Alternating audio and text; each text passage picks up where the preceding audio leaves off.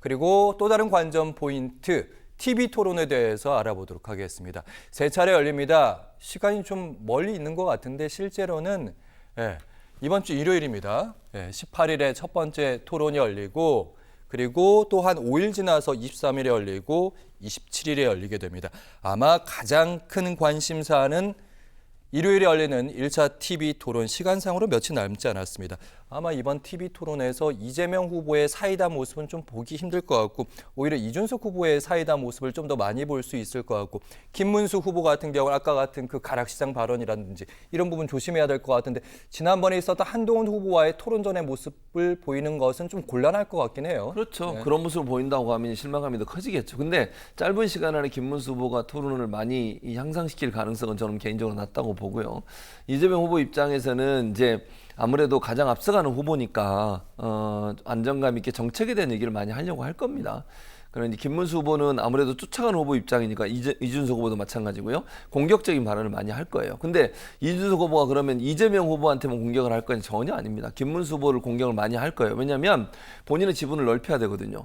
어쨌든 보수 진영에 있는 표가 나누어져서 두 사람한테 가지 않겠어요? 그런 점으로 본다고 하면 이준석 후보 입장에서 김문수 후보에 대한 집중적인 공략을 많이 할 겁니다. 그리고 뭐 지금 윤석열 전 대통령과 선을 못 긋고 있잖아요. 그 부분도 아마 집중 공략을 할 거고 그다음 비상계엄 선포에 대해서 있었던 여러 가지 혼란 상황에 대한 책임 문제 이런 문제도 아마 지적을 할 거기 때문에 김문수 후보가 가장 많은 어떤 질문 또는 공격을 받을 가능성이 저는 있다고 봐요. 그런 점에서 본다고 하면 김문수 후보가 이번에 잘 준비하지 못하면 토론 과정에 상당히 좀 안 좋은 모습을 보일 가능성도 있다. 철저히 준비를 잘 해야 된다고 저는 생각을 하고요. 지난번에 아까 말씀하신 것처럼 그 국민의힘 내부에서 있었던 토론 장면을 보면 정책적 부분에서 많은 부분을 얘기한 적이 없었어요. 그래서 얼마나 많이 정책적 부분들을 숙지하고 있을지 또 현안들에 대해서 얼마나 잘 인지하고 있을지 하는 부분은 이번 첫 번째 토론을 통해서 드러나지 않을 거로 예상이 됩니다. 네, 1대2 이렇게 다대1 정도의 그런 구도가 아니라 1대1대1의 구도가 펼쳐질 것이다. 이런 말씀하셨습니다. 이종훈 평론가님, 유권자 입장에서 이번 TV 토론 어떤 점을 좀 더 주목해서 보면 될까요? 뭐 아무래도 이제 여러 가지 공약을 이제 그동안에 이제 최근 들어서 많이 이제 집중적으로 다 각 후보 진영에서 쏟아냈잖아요. 그죠? 예. 그게 과연 실행력, 그러니까 현실 가능한가 그 여부를 먼저 이제 따질 수밖에 없겠죠.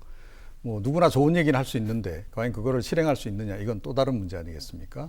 그리고 워낙 이제 이 대선 국면이 되면 좋은 공약들을 마구마구 이렇게 던지잖아요. 그러니까 그런 던지기식으로 이제 내놓은 이제 공약들을 이제 얼마나 잘 지켜낼 수 있을지 그 부분을 이제 지켜볼 것 같고 그 공약의 방향성 내지 내용이 이제 그런 부분에서 이제 합치하는지 그 여부와 이제 더불어서 역시 뭐 성장이냐 분배냐 그 방점이 어디 가 있는가 하는 것도 아마 중점적으로 들여다볼 대목이 아닐까. 왜냐하면 우리가 지금 국가 부채가 상당히 많이 증가했잖아요. 특히 예. 문재인 정권 시절에. 그래서 이번에 이재명 후보 공약 내용도 보게 되면 성장 얘기를 하지만 결국 마중물로 많은 돈을 풀겠다는 내용이 또 포함이 돼 있기 때문에 그것이 상당히 좀 논란이 좀 될 가능성이 좀 있지 않나.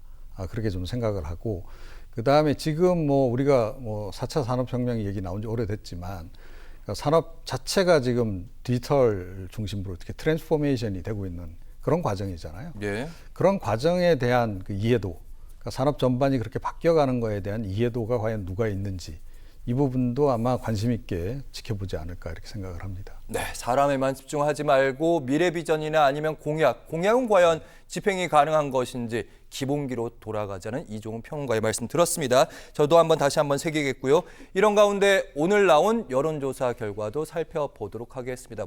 요즘에 여론조사 결과가 막 쏟아지고 있습니다. 저희가 그중에서 전화면접 조사로 가장 보수적인 여론조사 꼽아봤습니다. 엠브레인 퍼블릭이 했고요. 무선 전화 면접이고요. 플러스 마이너스 3.1%포인트의 표본 오차.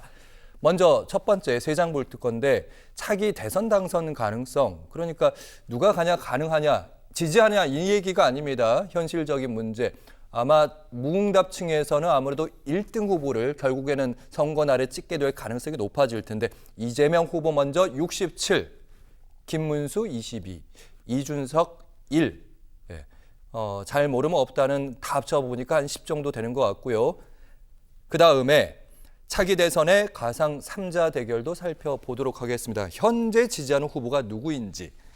이재명 46, 김문수 33, 이준석 7.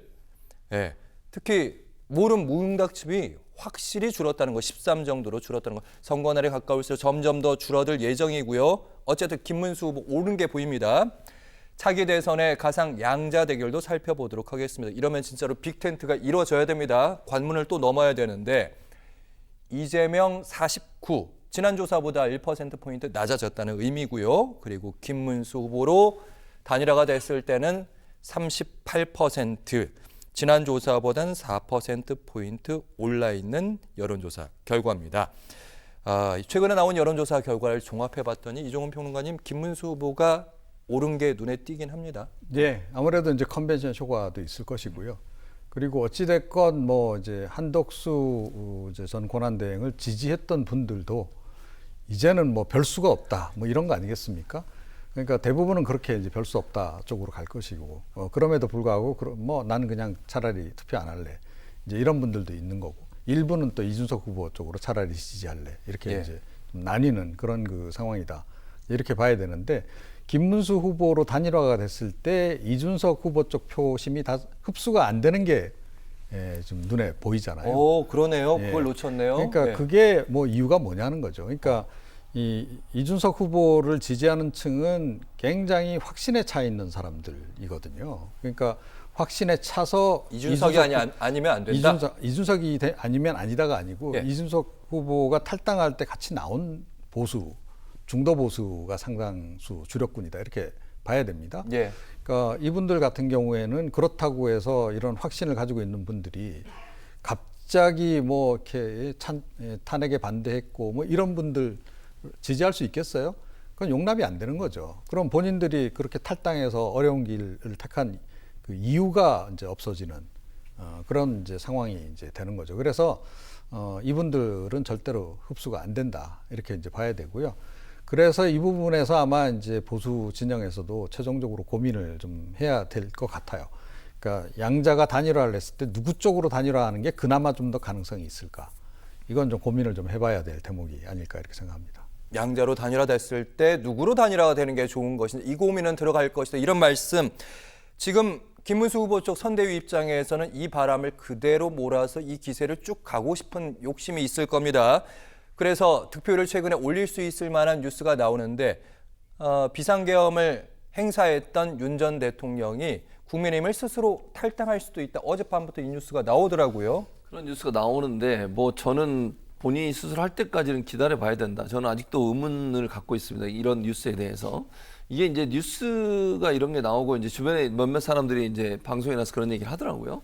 이것도 하나의 압박 수단이 아닌가 하는 개인적인 생각이 있어요. 그러니까 정말로 윤석열 전 대통령이 탈당하겠다고 얘기를 들어서 한 게 아니라 예. 하나의 압박 수단으로 이렇게 여론을 몰고 가는 거죠, 한마디로. 그렇게 하는 게 아닌가 하는 게 제 개인적인 추측입니다. 그래서 쉽게 윤석열 전 대통령이 탈당하지 않을 거라고 저는 보거든요. 그렇기 때문에 뭐 조원진 전 의원이나 이런 분들이 얘기하는 것들 뭐 설득하고 있다고 얘기를 하는데 그 예. 말은, 설득한다는 말은 뭡니까? 본인이 할 마음이 별로 없다는 거잖아요. 그러니까 설득을 하는 거죠. 자기가 스스로 물러날 생각이 있으면은 빨리 했겠죠. 왜 설득을 하겠습니까? 그만큼 저는 이 부분이 좀 사실이 아닐 가능성이 높다고 개인적으로 생각을 하고, 또 윤석열 전 대통령 입장에서도 지금 탈당하는 게 본인한테 무슨 도움이 되겠어요? 제가 볼 때는 그냥 당적을 유지하면서 국민의힘이라는 보호막을 본인이 계속 가지고 가려고 하는 게 아닐까, 이런 생각도 들어서 쉽사리 본인 자진 탈당 쪽으로 갈 가능성은 좀 없지 않을까, 저는 그렇게 생각합니다. 알겠습니다. 며칠 안에 오늘 내일 중에 뭐 결정한다는 뉴스도 있으니까요. 곧 사실을 알아낼 수 있겠죠.